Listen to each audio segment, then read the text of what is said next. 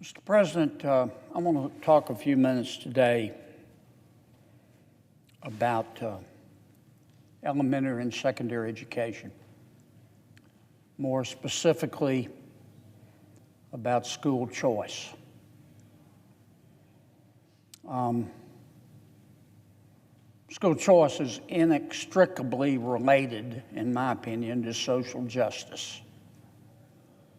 Put another way, I just don't understand how one can be a fair-minded person and believe in social justice but not support school choice. In Congress, of course, we seem to face a new crisis every week, Mr. President.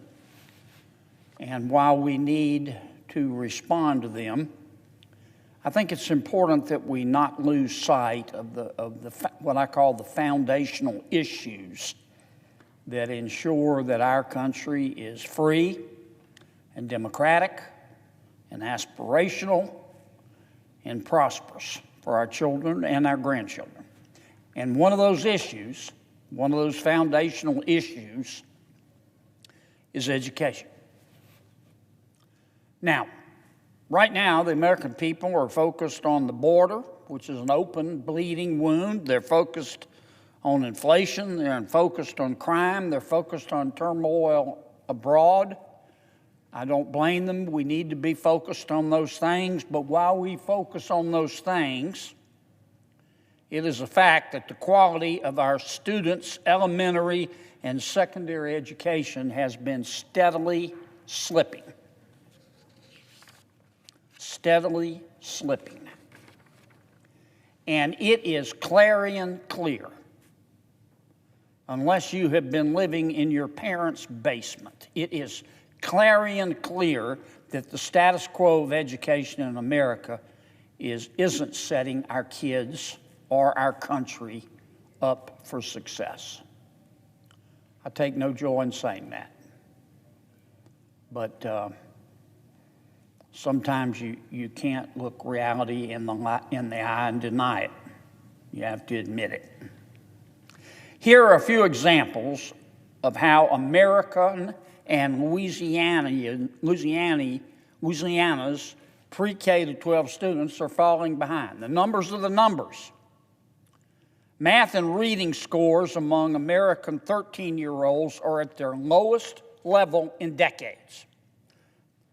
That's not my opinion. That's according to the National Assessment of Educational Progress. As you know, Mr. President, that's a study done annually known as the Nation's Report Card. In the Nation's Report Card, just 35% of American fourth graders, 35% are proficient in math. Only 32% of American fourth graders are proficient in reading. American students are slipping globally as well. In 2008, the IMD World Competitiveness Center ranked American students first in the world.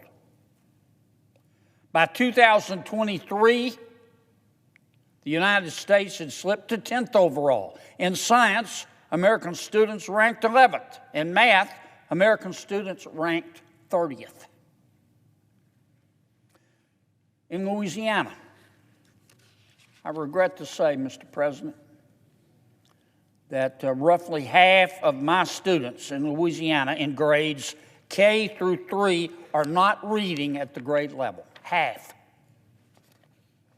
Only 1/3 of my kids in grades 3 through 12 are at grade level in the 4 subjects that the Louisiana Educational Assessment Program, we call it LEAP, tests.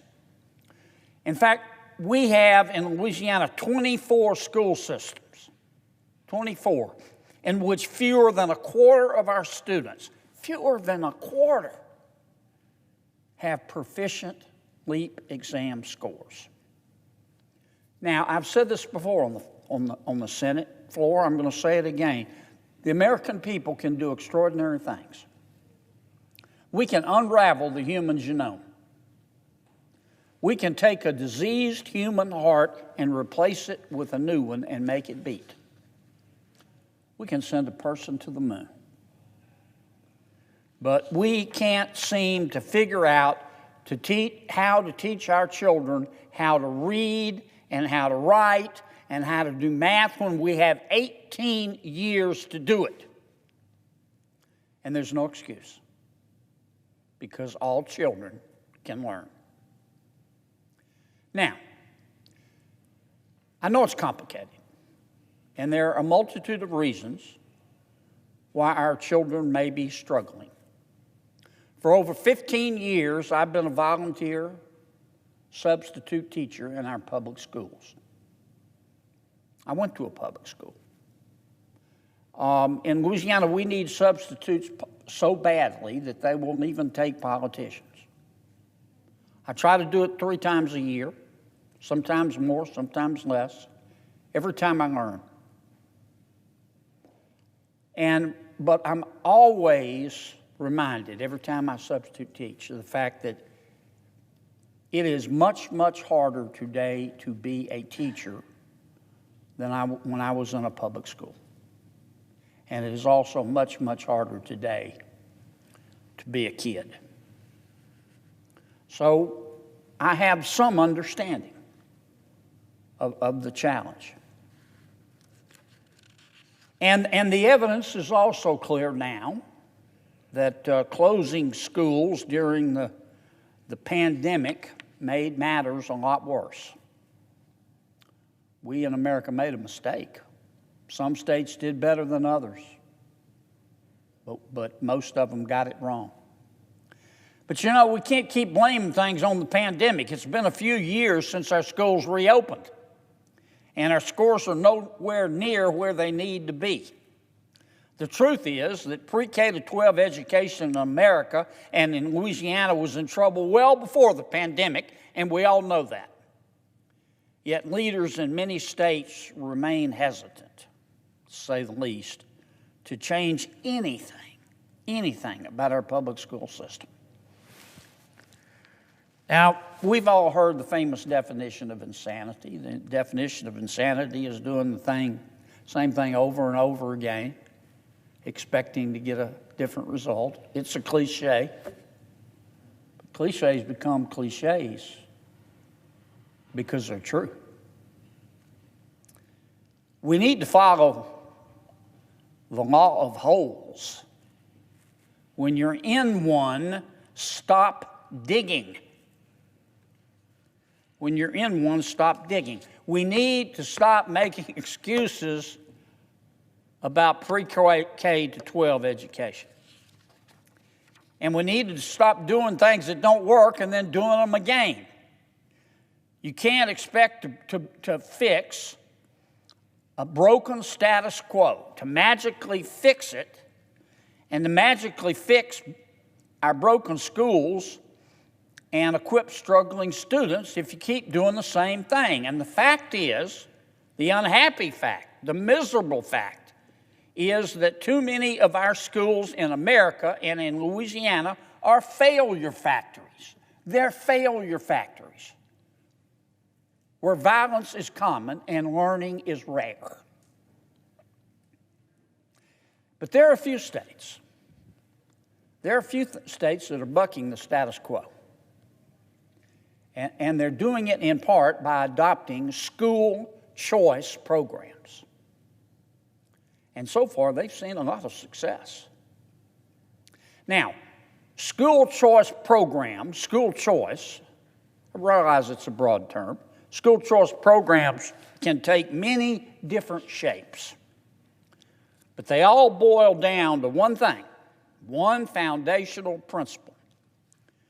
Parents should be allowed to take their kids out of failing schools. Parents should be allowed to take their children out of failing schools and put them in schools that can help those children thrive and certainly do better. It's not complicated. You know, American parents today, They can go to the grocery store and they can choose from 40 different, maybe more, but certainly 40 different breakfast cereals to feed their child in the morning. But in many states, those parents have absolutely no control over which school their child can attend. Children are stuck in schools, too many assigned to them by their parents' zip code. And there's little that most parents, too many parents, can do to change that, even though it is patently absurd to force children to attend failing schools when parents could enroll those kids and invest the money that pays for their education in better schools. And that's where school choice comes in. Now, in practice, schools they implement school choice by tweaking how they fund school systems. For those of you who are unfamiliar with school funding schemes, most public schools have three main sources of funding: federal dollars, state dollars, and local dollars. The exact breakdown of that money varies by state and by school system.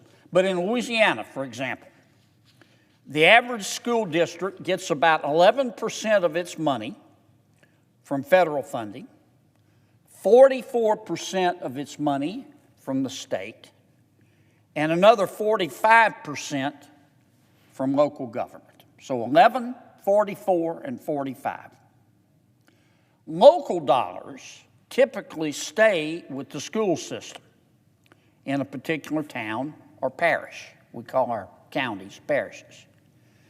But public officials in Louisiana have the right and the ability to allocate those state and federal dollars the way they want to.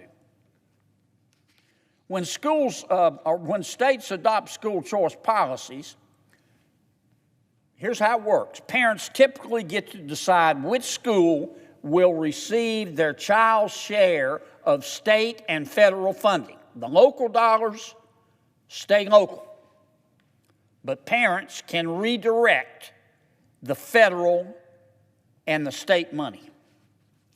And there are two ways in which states that implement school choice allocate that money, that reallocate that money, the federal and the state dollars. The first is education savings accounts, and the second, you've heard of it, vouchers. Education savings accounts are government-funded savings accounts that take all or a portion of the federal and state dollars allocated to each student and give it to parents to use it for their kids' education. Parents can use the money a multitude of ways. They can use the money to pay for tutors, to purchase textbooks for homeschooling. Parents can use the state and federal money to subsidize private school tuition. If a student and a parent have money left over when the student graduates from high school, that student can even use the funding to help pay for college. It's called an education savings account.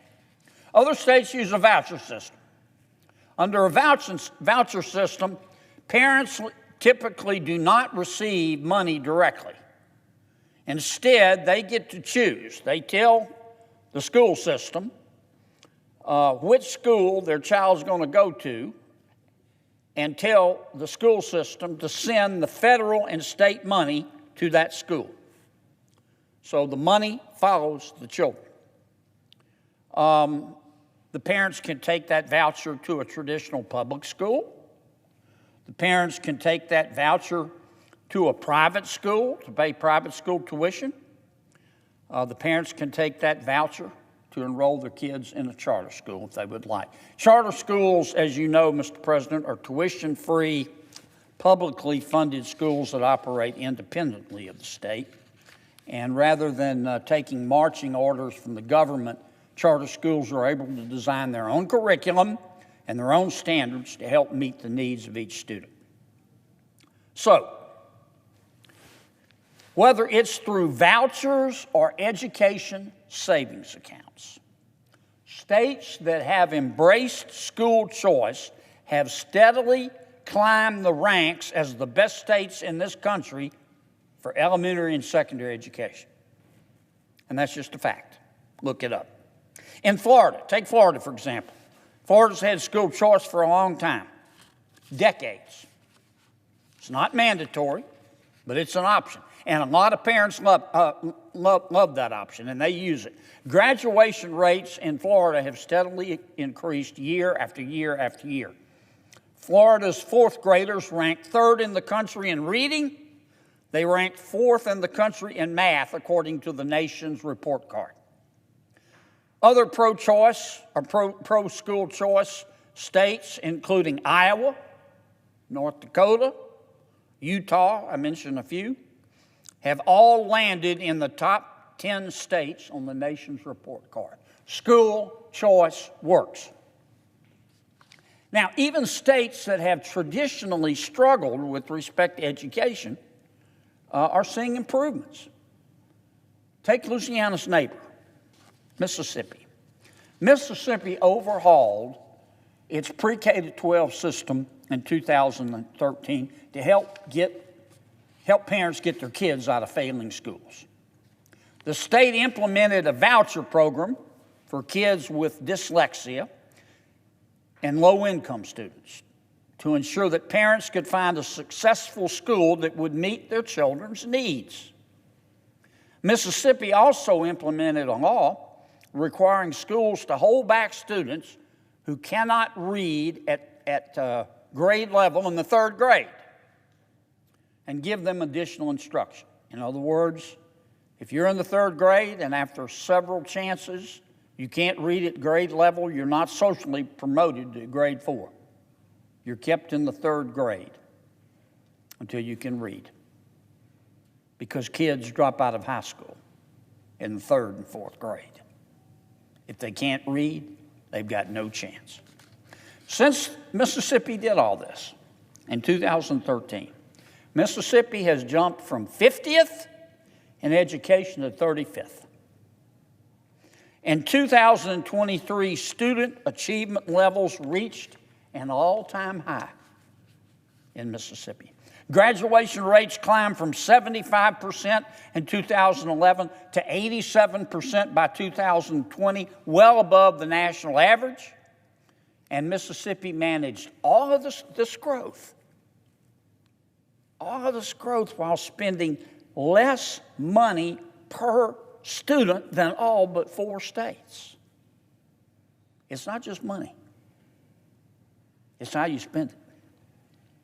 Now, this year, we're doing better in Louisiana. This year, Louisiana followed the lead of Mississippi, and we passed a law called HB 12. I've talked about it on the floor, to ensure that all third grade students can read at grade level before they can move on to the fourth grade. And fortunately, and I thank him for doing it, Governor John Bel Edwards did not veto the bill. I was afraid he would. He signed it into law, and I want to thank him for that. But when it comes to school choice, Governor Edwards has opposed it at every turn. Every turn. He blocked 2 bills last year that would have established voucher programs for my kids in Louisiana. If those 2 bills had passed, parents of students with special needs or students who could not read at grade level by the third grade could have taken their state money, the state-funded education dollars, not the local, the state dollars, to a different school that could better address those children's needs.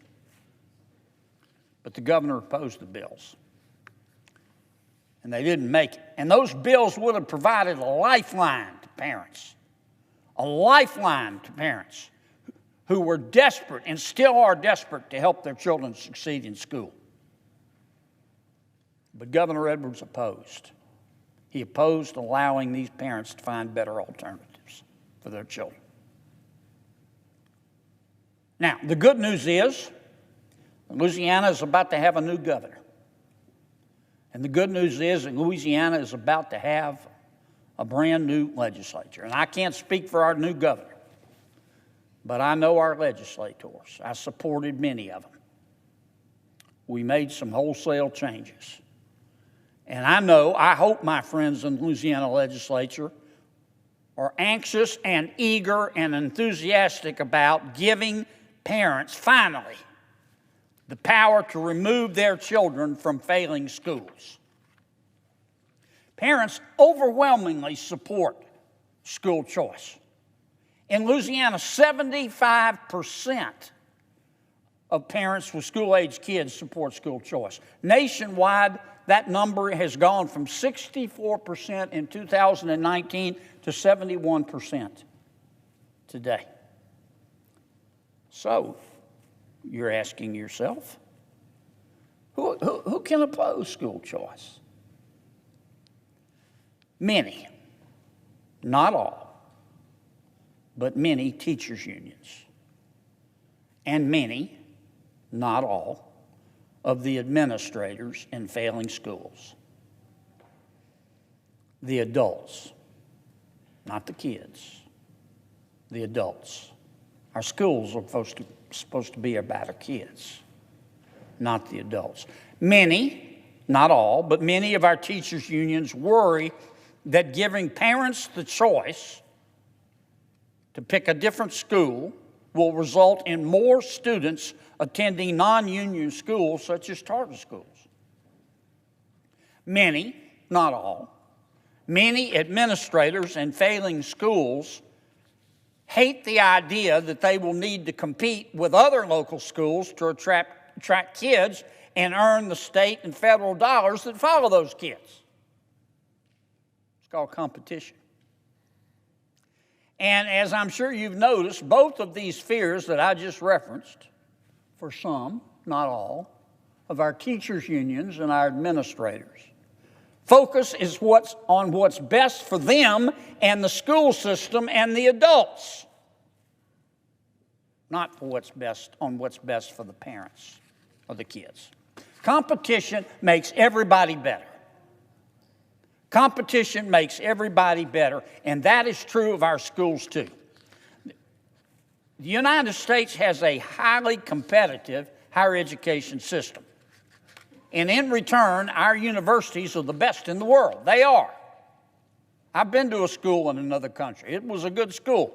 But as a group, American universities are the best in all of human history. Now, they have some problems, as we all know about, but they're still the best in the world. And there's a reason that most wealthy and well-connected people around the world want to send their children to an American campus to get their degrees. The excellence of American university is driven by the fact that students can choose to go elsewhere if the university stops delivering a quality education. The students and their parents can vote with their feet. It's called choice. It's about as American as you can get. And that same competition, that same choice will help restore K through 12 schools to excellence as well. Mr. President, Americans don't need to watch the status quo fail their children. They don't. States throughout this country are empowering parents to take control of their kids' education, and the whole country stands to benefit from their leadership. When it comes to education now, I'm an all-of-the-above guy. I don't care if it's public schools, charter schools, private schools, vouchers, savings accounts, or pixie dust. If it'll help our kids learn better, I'm for it. I don't care who gets mad. And that's why I'm very optimistic about the leadership changes in Louisiana and the good news it could mean for our elementary and secondary education and for our parents and our children. I'm not saying the school choice alone is the silver bullet. We have other problems in Louisiana. We need to expand access to education programs for at-risk children from early age to age 4. We need to do a better job there. We've got a shortage of qualified teachers. We need to find out which of our teachers can teach and pay them, like the professionals they are. Find out which of our teachers can't teach and either teach them how or tell them to find a new line of work. We've got too much truancy among our kids. 40% of our K through 8 schools grade A or B, but somehow magically 70% of our high schools are graded A or B. We know that's not right.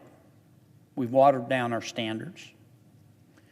So we have college costs for our kids and our parents have doubled in the last decade. So we have other problems. But school choice will help.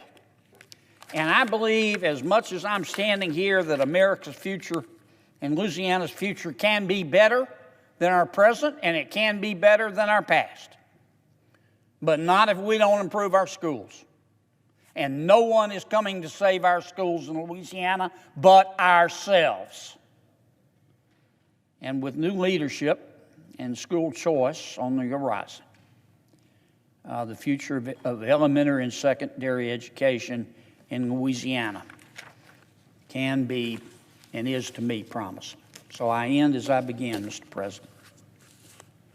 No fair-minded person, in my opinion, can say he or she supports social justice if they don't support school choice. I neglected to mention, Mr. President, with me today are two of my colleagues from my office, Ms. Maddie Dibble and Mr. Christian Lamy. I wanted to recognize them. I suggest, Mr. President, I thank you for your time and attention, and I suggest the absence of a quorum.